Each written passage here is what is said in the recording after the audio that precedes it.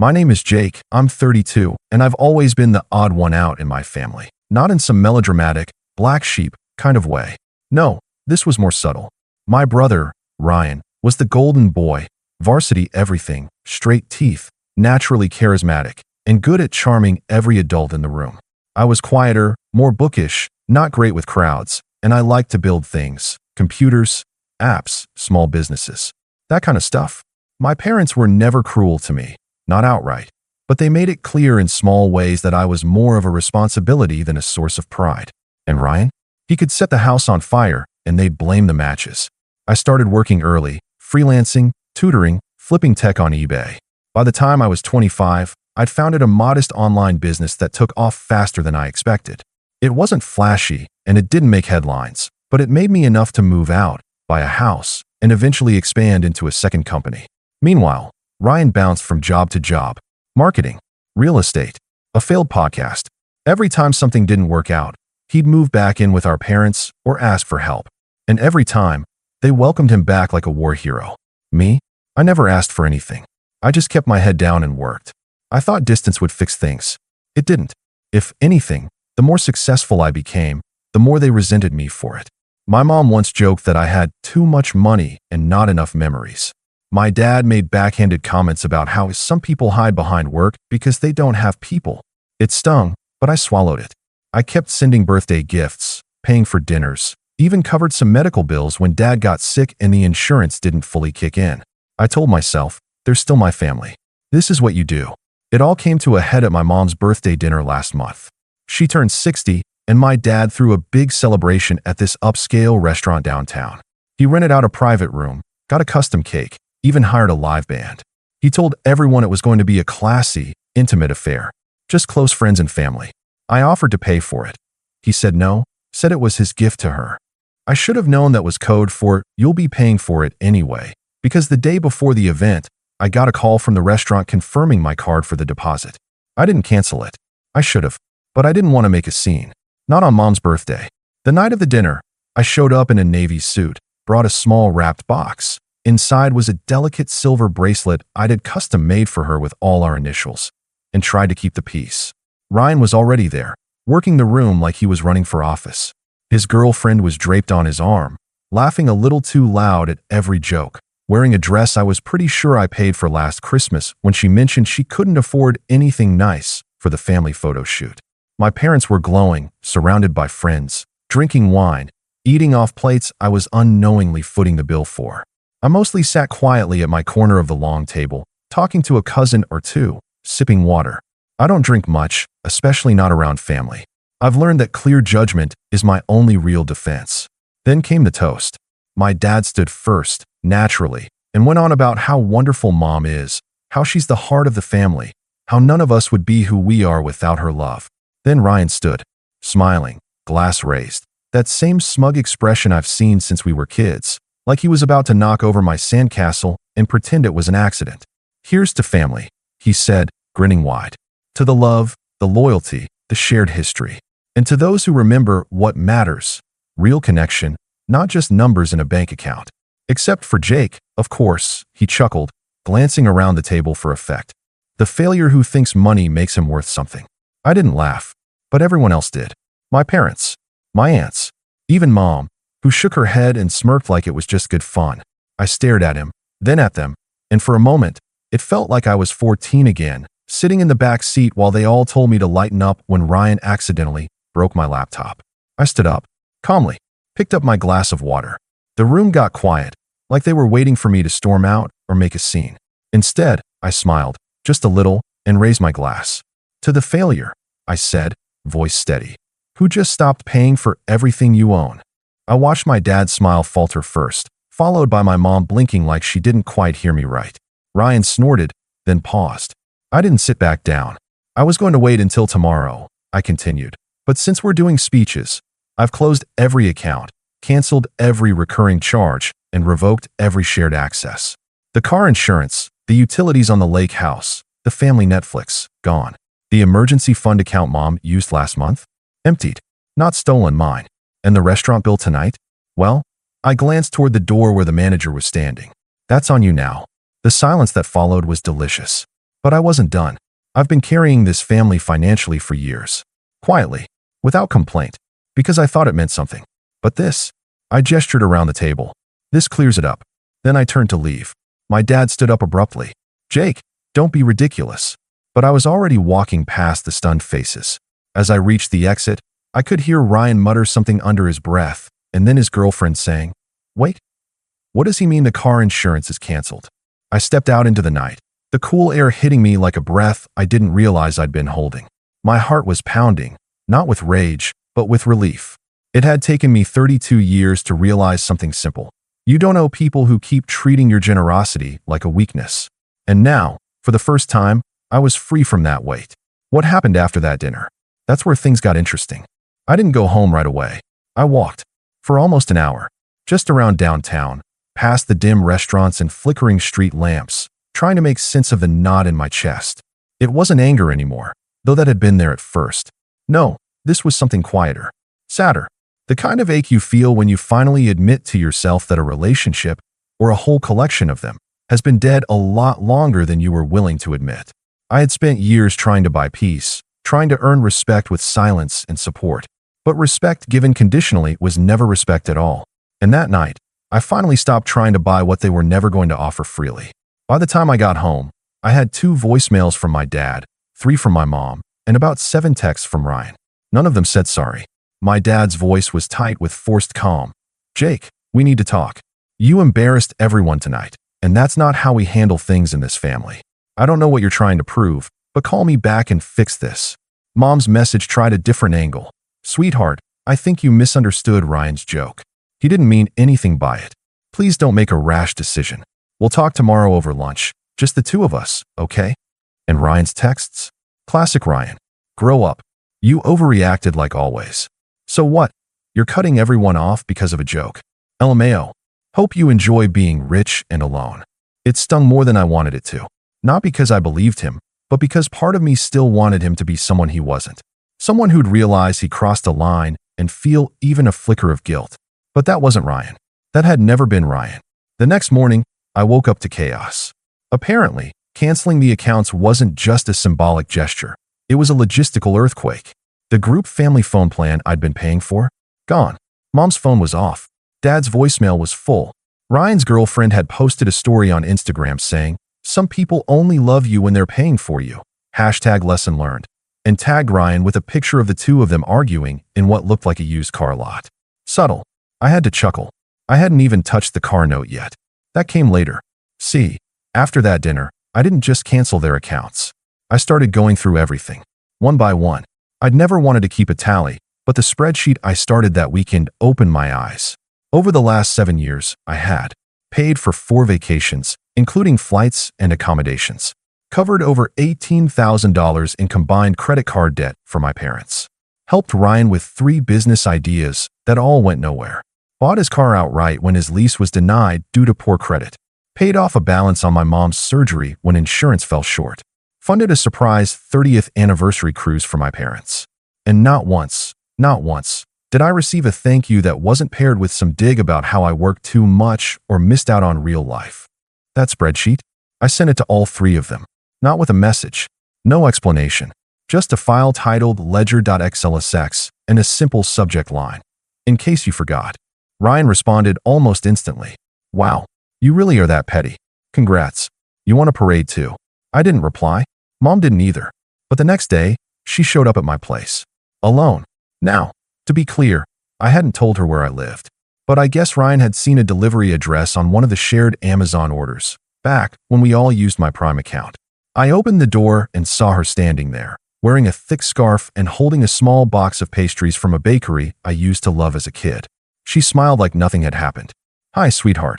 I didn't say anything. I just wanted to talk. Clear the air. "May I come in?" I stepped aside, wordless, and she walked into the living room like she still knew the layout. She sat, placed the box on the coffee table, and looked around. "It's beautiful here. You've done well for yourself." I stayed standing, arms crossed.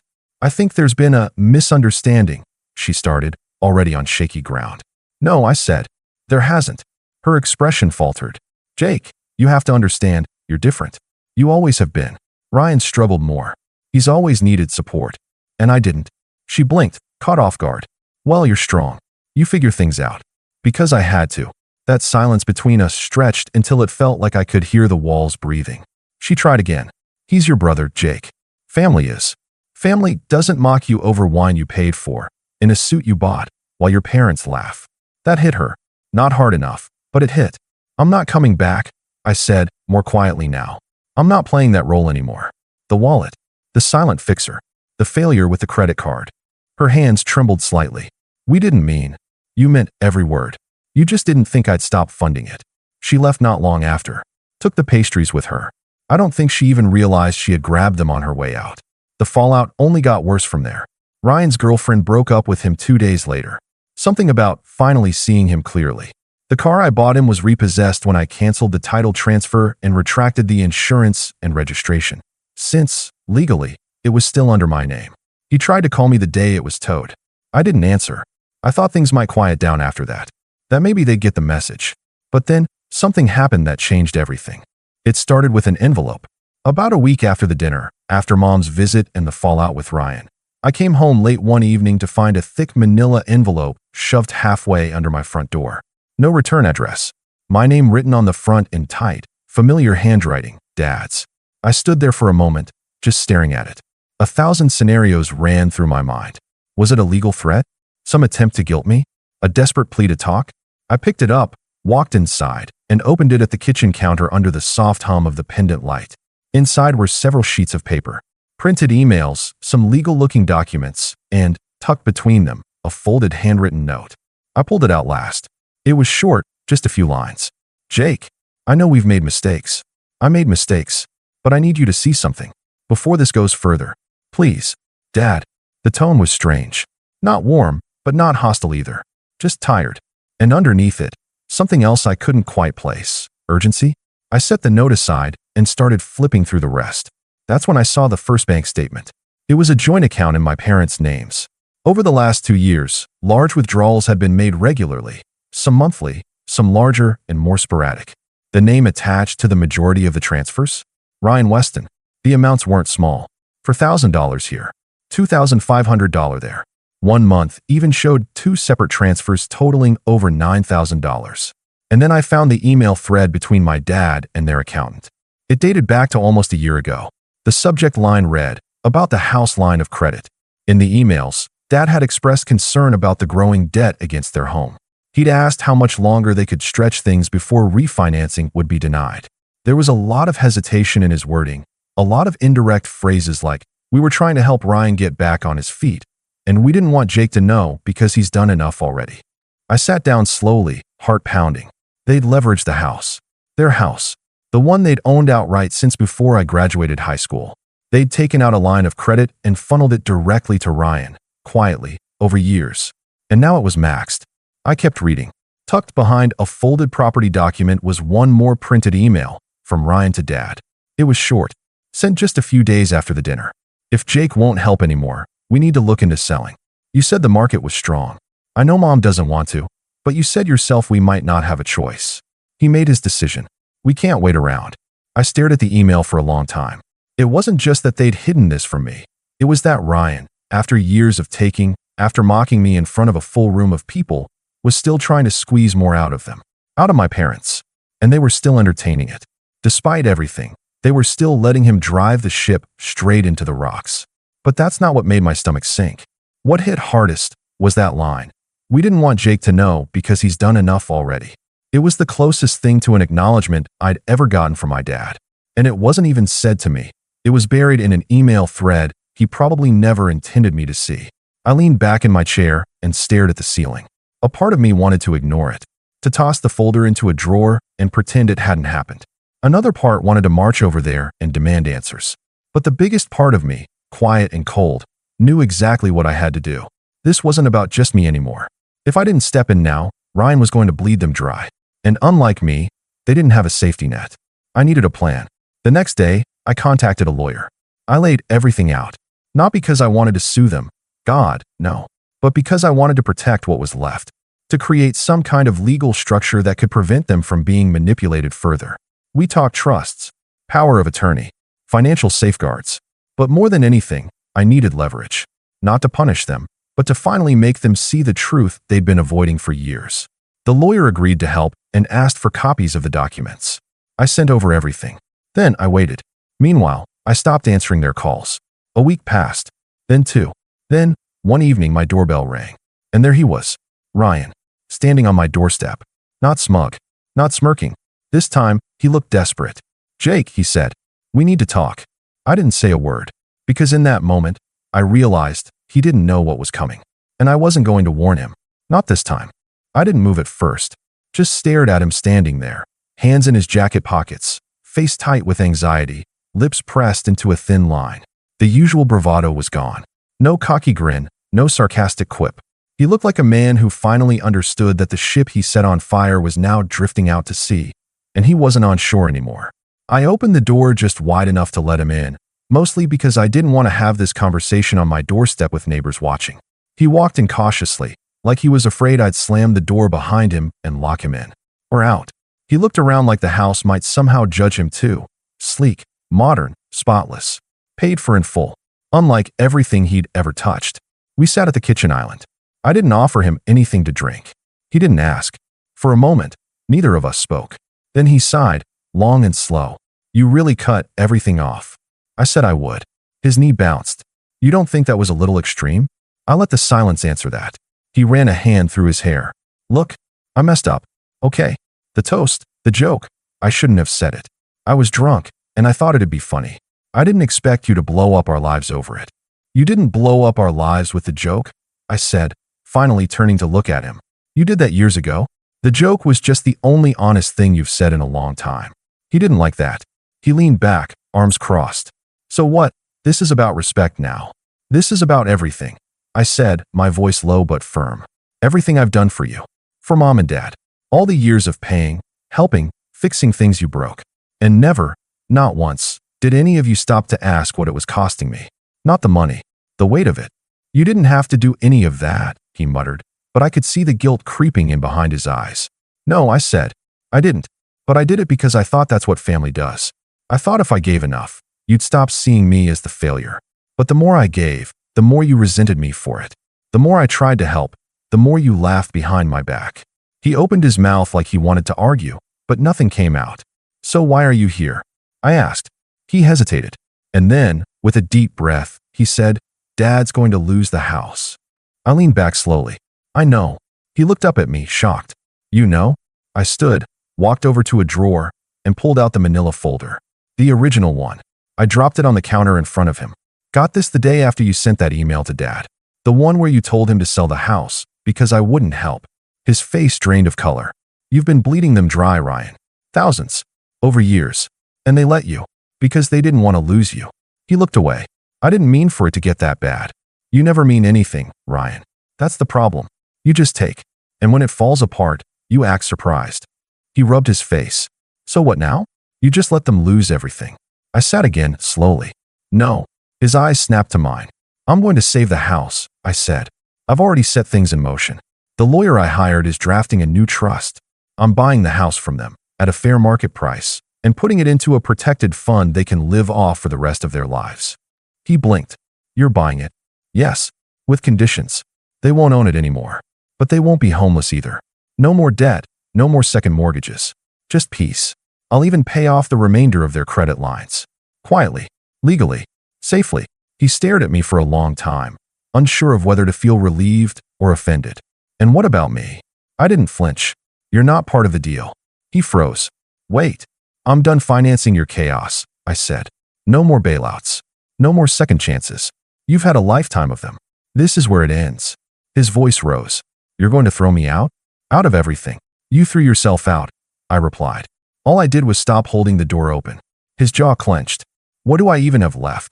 I looked him dead in the eye. "Whatever you choose to build. If you want something, go earn it. The way I did. The way everyone has to." For a moment, he sat there, stunned. Then he stood abruptly and pushed the stool back with a screech. "You think you're better than me now," he said, his voice shaking.